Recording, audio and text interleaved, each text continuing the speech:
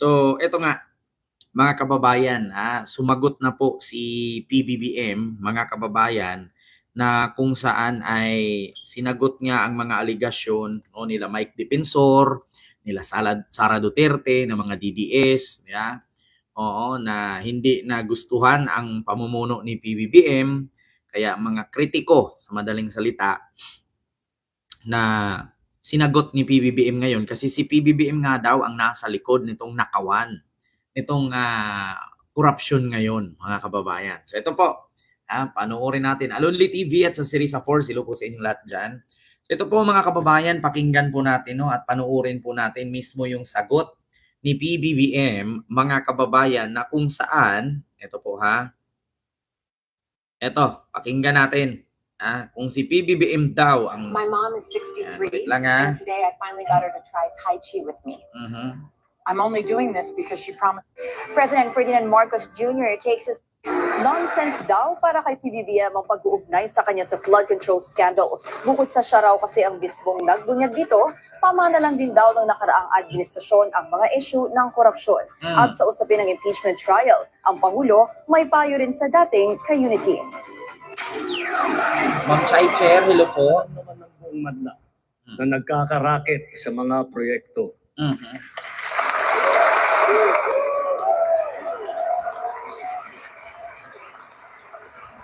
Mga kickback, mga initiative, errata, SOP, for the boys. Ayan. Kaya sa mga nakikipagsabwatan upang kunin ang pondo ng bayan at nakawin ang kinabukasan ng ating mga mamamayan, mahiya naman kayo sa inyong kapwa Pilipino. Ayan. Halos isang taon matapos pangaralan ni Pangulong Bongbong Marcos ang Kongreso, hindi pa raw masabi ni PBBM kung sapat na ang nagawa ng kanyang administrasyon. Dahil anya, the more we look, the more we find. Sa lawak ng issue ng iskandalo, sinagot ng Pangulo ang mga panawagang bumaba siya sa pwesto dahil sa tinaguriang pinakamalaking anomalya sa pondo ng bayan. Kung hindi ko sinabi yung sinabi ko sa SONA, wala tayong pinag-uusapan na ganito. I don't Diba? want Tama naman talaga, mga kababayan. Una, biruin nyo kung hindi yon sinabi ni PBBM sa SONA, walang usaping flood control corruption ngayon. Diba? Tapos magulat ka, si PBBM na nagbulgar, si PBBM na nagpaimbestiga, siya pa ngayon ang may kasalanan. Bakit hindi natin isipin na itong korupsyon na ito ay nagmula sa administrasyong Duterte? Diba? Tapos makakapagtaka lang, mga kababayan, bakit halos lahat ng DDS ang sabi si PBBM? So alam naman natin, mga kababayan, may kasabihan naman po tayo talaga. May kasabihan kasi tayo. Kung sino po yung pumuputak, siya po yung nangingitlog. Kaya nagulat kayo, noong ibinulgar ito ni PBBM, galit na galit ang mga DDS. Si PBBM ngayon ang kanilang binabaliktad. Nako po, mga kababayan. exposed all of this. And I'm the one I'm the only one that has started to do anything about this. Bakit ang mga nakaramba na Pangulo, may nakita ba kayong ginawang ganon? Meron ba? Wala kaming nakita, pero marami kaming nalaman, pinalaya. PBBM, alam mo, sa totoo lang, wala kaming nakitang ganyan. Wala kaming nakitang pinaimbestigahan. Wala kaming nakitang binabanatan. Wala kaming nakitang kinakalkal. Pero may nakita kaming pinapalaya nga. Yung mga nakakulong. Silang kinulong? Meron ba silang finish na account? Wala. Meron ba silang mga investigasyon na ginawa? Wala. Kasi una, binulgar nga ni Manny Pacquiao yung rock knitting sa Benguet. Anong sabi ni Digong? Galit na galit si Digong. Kasi bakit? Sabit ang anak niyang si Pulong. At saka kaibigan kasi ni Pulong, mga kababayan, itong si Eric Yap. Yung magkapatid na Yap. Oo, sila yung appropriation chair. Sila yung budget operation noon. Sila yung nasa budget at that time. At itong mga Yap ang nag-release ng pondo ni Pulong na 51 billion. Kaya noong itong inilabas ni Manny Pacquiao, pinagtakpan ni Digong. Imbis na imbestigahan niya, imbis na kakalkalin niya yung kinanta ni Manny Pacquiao, ang balik niya ay sabihin daw ni Manny Pacquiao kung anong pangalan, anong ahensya, kasi kung hindi daw sabihin daw ni Digong sa taong bayan na wag iboto si Pacquiao dahil sinungaling. Oo. Kaya sa totoo lang, PBBM, Walang ganyang investigasyon. Kasi bakit? Yung kay Digong nung panahon, sabi nga ni Baste, kapag may corrupt daw, tinatanggal. Bakit tinatanggal, hindi kinukulong? Tapos, kapag may corrupt daw, inaalis daw agad sa administrasyon ni Digong, sa gabinete. Bakit ganun? Bakit inaalis lang? Bakit hindi pinakulong? Yeah? Sa akin lang.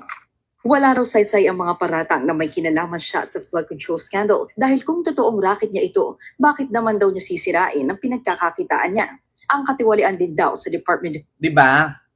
Ma'am Alibal, tama naman talaga. Kung racket ni PBBM yan, bakit niya sisirain?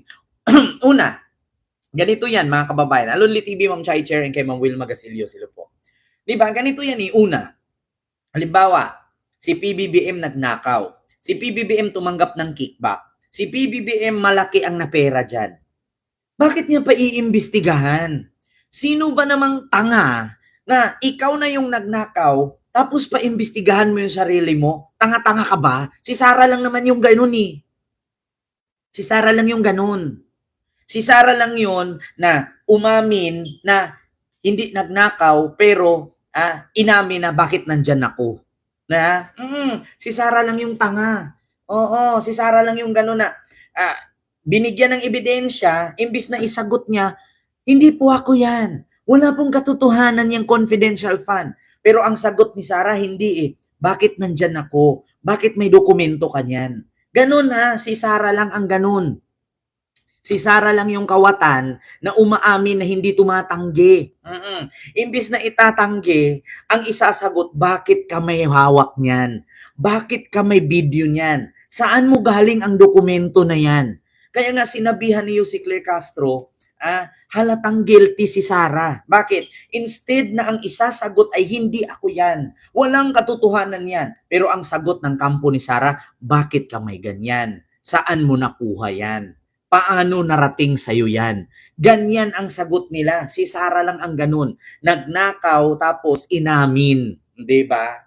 Public Works and Highways, mistulang sinalong problema ng Marcos government mula sa dating administrasyon. Tama naman talaga. Biruin nyo yung kalat ni Digong. Unang kalat ni Digong, yung Pogo. Alam nyo ba kung gaano kalaki ang impact ng Pogo na iniwan ni Digong? Ang laki daw ng binigay, 2 billion a month. 2 billion. Ang tanong, saan na ba yung 2 billion a month na yan in all more than 6 years? 2 billion, 6 years, 100 billion plus. Ang tanong, saan napunta? Tapos, sa Pogo, merong pamilya na sira dahil sa sugal. Merong mga pundo na nagamit dahil sa sugal. Merong mga napundar na gamit na sira dahil sa sugal. Merong merong pera ang kapitbahay, kamag-anak, ninakaw dahil sa sugal. Yan, may pamilyang nasira dahil sa sugal, dahil sa Pogo na yan. Pangalawa, yung kalat na iniwan ni Digong na sinalo ni PBBM, yung online sabong ni Atong Ang na napakaraming namatay, na hanggang ngayon hindi nakikita kung nasaan. Kita nyo naman, ilang sabongerong nawawala, si PBBM ang nagsalo. Pogo, online sabong, droga, krimen, si PBBM lahat nagsalo.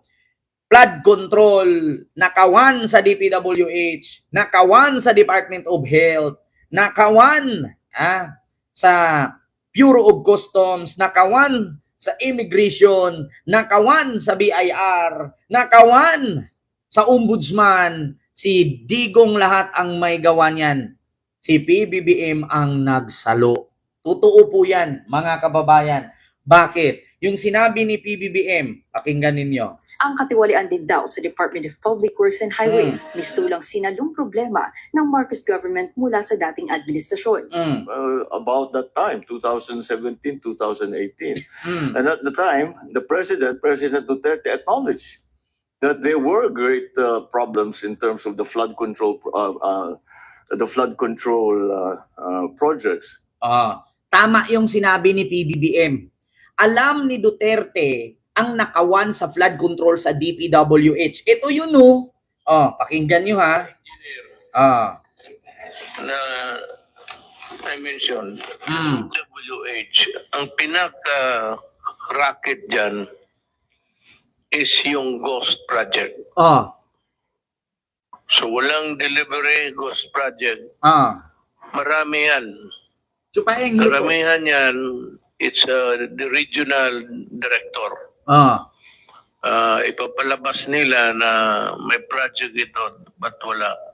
So the best way is to conduct an audit of those projects. Narinig nyo, sinabi ni Digong, ang pinakarakit dyan, DPWH flood control, lagyan ng baha kahit wala. May nakulong ba? May nakulong ba? Kaya tama ang sabi ni PBBM, yung previous administration, buhay pa naman si Digong. Pulang ina, sana mamatay na nga eh. Yung previous administration, mga kababayan, lahat walang nagawa sa korupsyon. Alam ni Digong, ayan kita ninyo Sinabi mismo ni Digong yan. Ayan 2025-9-2 post. Yung upload na yan. Galing sa PCO yan. Ngayon, tama ang sinabi ni PBBM. Di ba? Tapos sasabihin ninyo ngayon, si PBBM ang nasa likod. Si PBBM ang mastermind. Di ba? That there were great problems in terms of the flood control projects. Pero wala namang nangyari. Having acknowledged it, it did not find accountability in anybody. So walang nangyari. Pero sinabi daw ni Digong yan. In-acknowledge daw ni Digong yan. Ito yun. Ito yun, mga kababayan. Determine if they are ghost projects or not. And I think they are plenty. And I dare say that ang pinakamarami siguro matanggal would be from DPWH. Really? Kita nyo? Marami daw matanggal. Tanong ko lang, ni isa ba natanggal? Ni isa ba may nakulong? Si Digong mismo umamin. Hindi naman natin yun may tanggi mga kababayan kasi may mga video eh. Kaya nga, sa mga hindi nakakaalam, kaya isa sa rason niya na ipinasara ni Digong ang ABS-CBN at ipinakulong niya si Maria Risa ng Rappler. Bakit? Kasi napakaraming sikrito ni Digong na nakuha ng ABS-CBN at ng Rappler na naibulgar nila online. Kaya ang ginawa ni Digong, pina-shutdown niyang ABS-CBN, pinakulong niya ang CEO ng Rappler na si Maria Risa. Pero kahit na-shutdown niya, kahit napakulong niya si Maria Risa, lumabas pa rin itong mga bidyong ito. Hindi maitanggi. Kaya yung kaso niya ngayon sa ICC, yung pagtukhang-tukhang, pagtigi-tigi, pagbengbang, pagpatay, hindi niya maitanggi yan. Kaya nga mga kababayan, tapos sasabihin na naman ng mga DDS, AI yan, putang ina, AI yung mata nila, AI yung utak nila. Kaya nga mga kababayan, malaking pasasalamat nating mga Pilipino na putang ina si Digong nakulong. Bakit? Siya ang totoong mastermind. Si Digong ang king of mafia, mapadroga, sugal, korupsyon, putang ina niya. Siya talaga lahat ang nasa likod. That I guess that was left up to me to do. And so we are still doing it. We're still working on it. Speaking of the Dutertes, may opinion din si PBBM sa pagsisimula ng impeachment trial ni Vice President Sara Duterte bukas. If it was me being accused, I would almost insist over the advice of lawyers. If they advise me not to appear, I would insist on appearing because kaya ko namang sagutin. Sige, sagutin natin. Diba? Tama naman talaga mga kababayan, sabi ni PBBM about kay Sara dyan sa impeachment. Kung wala kang tinatago, kung hindi ka nagnakaw, harapin mo. Bakit kailangan mo maghanda ng maraming lawyer? To protect you? And how could the lawyer protect you if you mismo hindi nagsasabi sa lawyer ng totoo? Mahirap kasi mga kababayan eh. Anong akala mo sa mga abogado mo?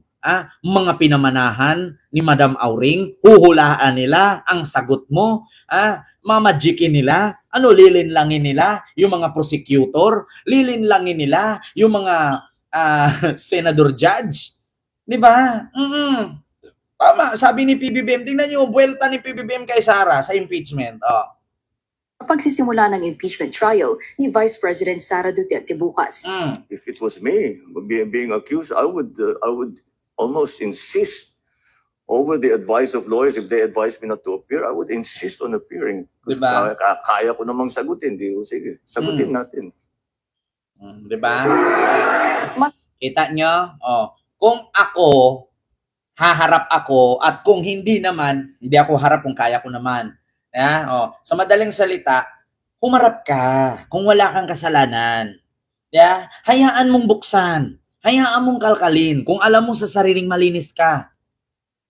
Simple lang yan mga kababayan eh. Alam nyo, hindi ko naman minamaliit ang mga abogado sa Pilipinas. Pero tandaan ninyo, hindi lahat ng abogado tama ang pinaglalaban. Minsan yung iba kahit mali, ginagawang tama.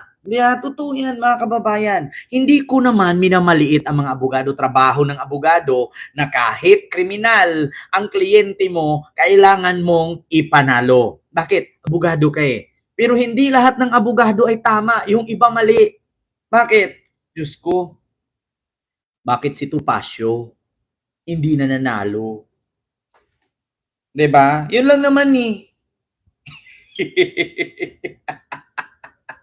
Diba? Ganun lang kasimple yan. Kaya nga, hindi ko minamalit ang mga abogado, pero hindi lahat ng abogado tama. Minsan yung iba, kriminal na ang kanilang hinahawakan, na kahit kakapatay, sasabihin hindi. Example, Topacio. Kailangan pa bang i-memorize yan? Diyos ko, magbigay kayo. Magbigay kayo na isang example na ipanalo niya. Wala. Lahat nakakulong. Di ba mga kababayan? Kaya magagalit na naman mga DDS dito. Sasabihin naman nila, ayan naman, binanatan na naman ni PBBM. Gumawa ng kwento si Marcos Bangag. Gaganon yan eh. Nung nanahimik yung tao, binabanatan nyo. Sinasabihan nyo adik. Sinasabihan yung weak leader. Sinasabihan ninyong duwag. Tapos ngayon na sumasagot yung mama, sasabihin na naman ninyo, gumagawa na naman ng issue.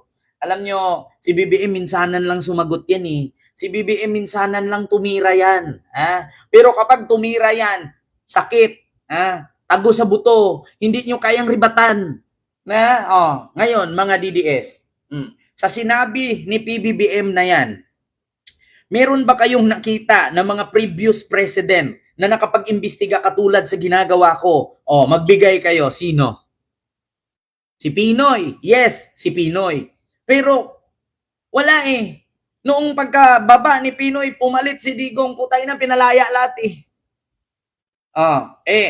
Previous administration, si Digong, sino bang nasundan ni PBBM? Si Digong, ang tanong ngayon, sa panahon ba ni Digong may naipakulong ba? Diba? Sa panahon ba ni Digong may napakulong ba? Sasabihin niya nila, baka nakalimutan mo si Dilima. Bakit? Corruption ba yon? Corruption ba yon? About sa droga yun eh. Ang tanong, kung napakulong dahil sa droga, bakit inamin ni Kerwin Espinosa na ginipit lang siya ni Bato? Diba? Kaya dito kayo masisilip eh. Diyan kayo, hindi, alam nyo sa totoo lang mga DDS, kapag kasi PBBM bumibira, wala kayong pangribat. Diba? Wala kayong mapangribat dyan.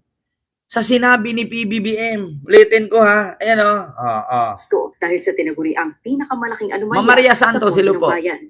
Kung hindi ko sinabi ko sa SONA, wala tayong pinag-uusapan na ganito. Tama. I'm the one who exposed all of this. Kung hindi sinabi ni PBBM yan, wala kayong rally-rally dyan ngayon nasisigaw-sigaw. Bakit walang nakulong? Bakit ang tagal makulong? Bakit nung panahon ni Digong hindi man kayo nagsisigaw-sigaw ng ganyan? Tsaka imagine ninyo, si Diskaya, nag-umpisang yumaman 2016 onward. Kaya nga nagkamali ng tanong si Bato eh. Mali ang script eh. Alam nyo yung tanong ni Bato? Ito ipakita natin. Lahat talaga mga kababayan. At saka mismo si Digong inamin niya. Alam niya ang pinakarakit ng mga engineer sa DPWH, ang flood control. Ginagawaan ng baha kahit walang baha. Kickback yan, kickback. Ito ha. Bato, Diskaya. Ayan ha. 2016 onward. Ito mga kababayan. Ito. Flood control projects, kailan kayo nag-engage ng flood control projects sa DPWH? Siguro mga 2016 onwards. Please make sure of your answer. Yes po, 2016? 2016 onwards. Putang ina, please be make sure of your answer. Pipilitin mo pa, make sure your answer. Bakit? Kasi pag sinabing 2016, panahon ni Digong, kaya nga, sabi ko nga sa inyo mga kababayan, kahit sabihin ninyo, wala kayong mga kababayan, Diyos ko, lalong-lalo yung mga DDS, hindi nyo kayang ribatan si PBBM. Bakit? Lahat ng iribat ninyo may pambawi ang mga vlogger ni BBM. Una, pag sinabi ninyo, paano ka nakasiguro na 2016 administrasyon ni Digong nag-umpisa ang nakawan? Eto, laking sampal. Flood control projects, kailan kayo nag-engage ng flood control projects sa DPWH? Siguro mga 2016 onwards. Please make sure of your answer. Yes po, 2016 onwards po. 2016 onwards? Yes po.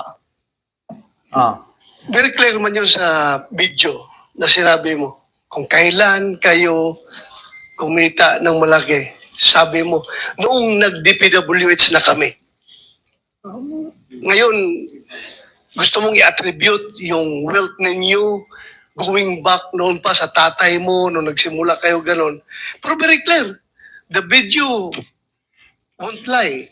Sinabi mo, noong nag-DPWH na kami. Yes po. So, kailan ba kayo nag-DPWH? Parang sometime in 2012, nag-start kami with DPWH. 2012. Can you be definite with your answer? Parang 2012, please, because you're under oath, please, Yes po. make sure of your answers. Sometime in 2012, we started with DPWH. We started with joining biddings. Pero prior to that, we were with local government. Yung mga flood control projects, kailan kayo nag-engage ng flood control projects sa DPWH? Siguro mga 2016 onwards. Please make sure of your answer. Yes po, 2016 onwards po. 2016. Tapos na, finish na. 'Di ba? Ngayon, paano nyo ribatan si PBBM na tama naman talaga ang sinabi niya? Lahat ng korupsyon ng previous administration ni Digong ay sinalo ni PBBM. Si PBBM nagpa-imbestiga. Si PBBM nag-open yan. Si PBBM nagbulgar niyan. Sabi nga ni PBBM, wala tayong pag-uusapan ngayon kung hindi ko isinabi sa SONA ito. Di ba? Kaya tama nga si PBBM, basurang iniwan ni putang inang Duterte ang sinalo. Tapos ngayon nung nabulgar isa-isa ang sigaw ng kanyang mga anak, si BBM ang mastermind. Putang ina. 'Di ba? Noong nabulgar si Diskaya, si Bunuan, si Bernardo sa administrasyon ni Duterte, si BBM pa rin ang mastermind. Noong nakasuhan si Jinggoy, si Bong Revilla, si PBBM pa rin mastermind. Samantalang si PBBM ay 2022 na umupo. Kita nyo yan. Continue. And I'm the only one that has started to do anything about this. Bakit ang mga nakaramba na Pangulo, may nakita ba kayong ginawang ganon? Meron ba silang kinulong? Meron ba silang finos? Wala silang kinulong kasi puro sila may kickback. Kaya nga pinambayad ni Digong ngayon sa abogado niya sa dahigi. Biruin mo, 37 million ang kanyang salin. Tapos ang nagastos niya doon, 2.4 billion na in 1 year plus. Saan niya galing yun? Diba, Ma'am Itchin Channel, Sir Kenry? Finish na account? Meron ba silang mga investigasyon na ginawa? Wala. Wala talaga. Bakit? Mismong si Andaya nga, binulgar na ni Andaya yan. Katabi pa nga si Marcoleta eh. Binulgar na ni Andaya yan. Si Rolando Andaya, katabi pa nga si Marcoleta. Nagulat nga ako ngayon si Marcoleta, hindi na maalala eh. Kaya nga sabi ko, putang na, akala ko buhok lang ang peke sa kanya, pati pala mukha, peke din. Ito Andaya, corruption. Ito Binulgar ni Andaya yan. Kung saan na-discovering may 75 Ayan o. Now, for 2018, GT Leon's Construction Trading backed at least 36 projects amounting to 2.1 billion in the provinces of Sorsogon and Catanduanes. A close scrutiny of City Leon's projects Ayan o, si Marcoleta also katabi. yielded an interesting result. Found out that City Leon's major partner for its Bicol projects is Arimar Construction. In fact, almost one-third of City Leon's total projects in Catanduanes and Sorsogon. Kaya, may tanong ko ngayon. Ayan si Marcoleta katabi ni Andaya. Sino ba yan? Isa siya. Ayan may pangalan pa nga sa taas eh. Ayan Chairman, Majority Leader Rolando Andaya. 2019, pinangalanan na ni Kong Andaya ang mga kurap sa gabinete ni Digong. Ayan, isa si Marcoleta sa nakipaglaban yan sa mga kurap sa gabinete ni Digong. Tapos ngayon magulat-gulat ka. Hindi na alam ni Marcoleta. At lagi niyang sinasabing si PBBM ang mastermind. Putang inang yan. Kita nyo? Kaya nga sa totoo lang mga kababayan, hindi nyo hindi nyo maitanggi na walang alam si Marcoleta. Hindi ko lang din sure kung baka nauntog si Marcoleta o di kaya nakainom ng isang galong anesthesia. Tapos ang expiration ay 5 years.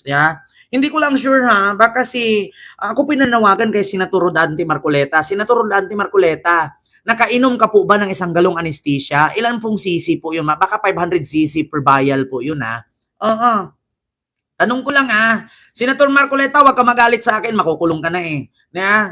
Dapat lang tanungin kita nito. Hindi kita sinabihang manlilin lang pero parang gano'n na nga.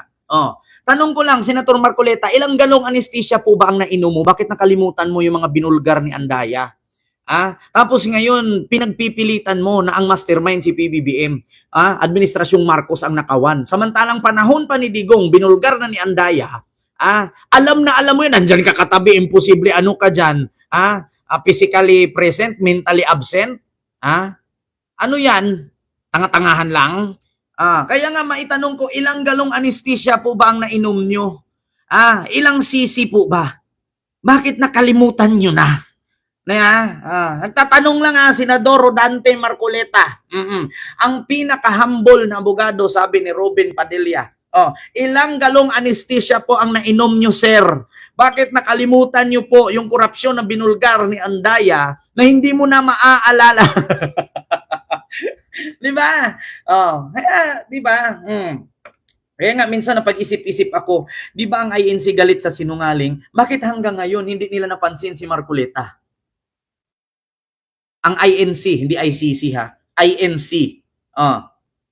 Kaya nga, ulitin ko ilang galong anesthesia ang nainom ni Marcoleta?